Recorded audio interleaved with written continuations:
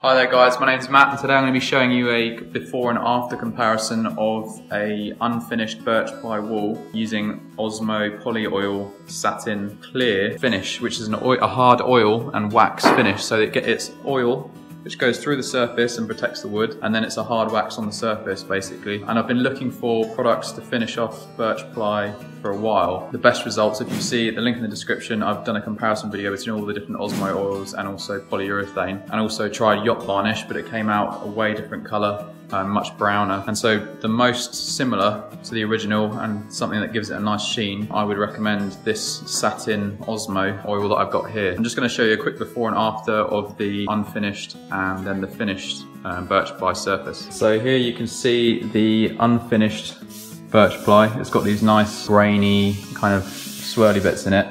This has been sanded with 240 grit P240 grit sandpaper to give it a key, just so that the oil can soak in and the wax can cover the surface and it stays on nicely without dripping or pooling in certain areas. It's just to help it absorb. So just shining it in the light slightly here, you'll see that it's fairly dull, and I'm hoping that afterwards we'll get a nice comparison so you can see the difference between before and afterwards. And I'll put a little split screen so you can see the difference. So we'll use this as a camera angle. So I'm just using a nice clean stick here to stir the mixture because it's oil and wax. You want to make sure that it's completely integrated, the two materials are completely integrated within each other. And I'm going to decant it into a separate container so that whenever I dip the Scotch-Brite pads that I'm going to be using back into the mixture, and not contaminating the original source. So I'm using these. Found the best way of doing it is using these. It's like the back of a washing up sponge, but without the aggregate in it, the abrasive compound. I did a little comparison between all the different oils, but I've got another video for that, so you can, if you check the link in the description, you can see that comparison, choose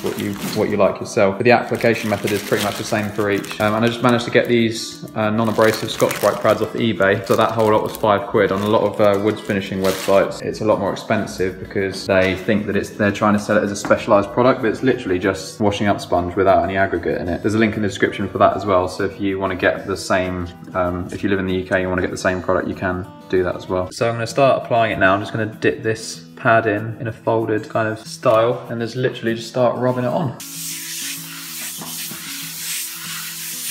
And it says on the packet to rub it as thinly as possible, because then the drying times will be consistent, and also it will get a nice even thickness finish. You can see already the grain is already starting to come out. I'll show you a picture at the end and a picture at the start, and then you can see yourself the comparison between the two. So I've just started applying the OSMO. This is the first layer, and these 4 planks here have had the OSMO on them. We've got this little divider in the middles of these boards, and it's just hardboard, like a fibrous hardboard, and it makes the dark colours in the wood go darker and the light colours go brighter, so it just changes the contrast, and I think the effect is really nice. It's bringing out the tones in the wood.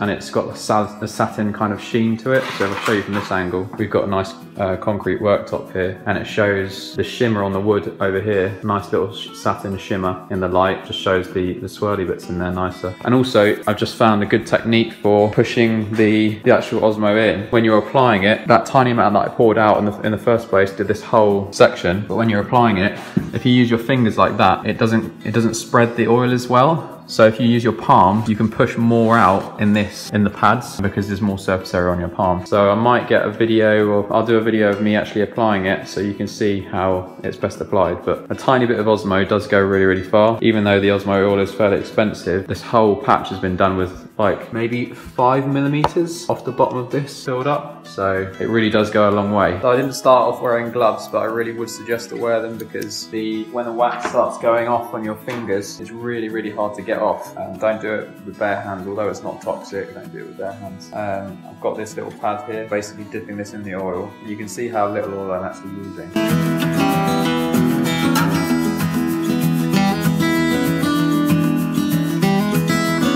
You can see how much easier it is to use the palm of your hand. It gets a lot more pressure on the pad and it spreads it out much more evenly. You can see this hardboard starting to change colour now. Just spread it out as thinly as you can. It kind of smells a little bit like vodka, but also a kind of waxy smell.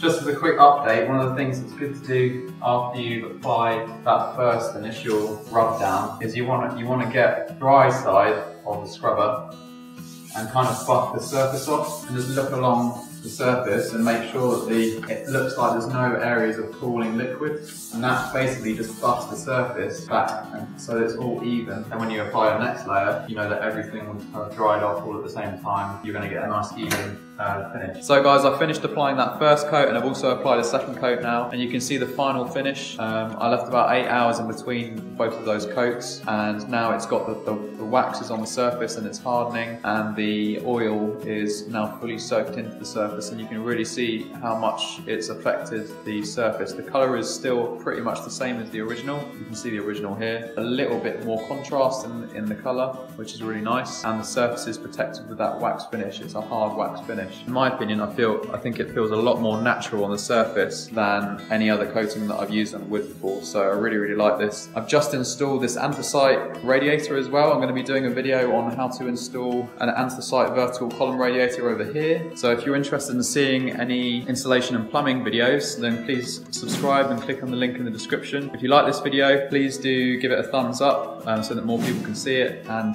thank you very much for watching, guys. See you soon.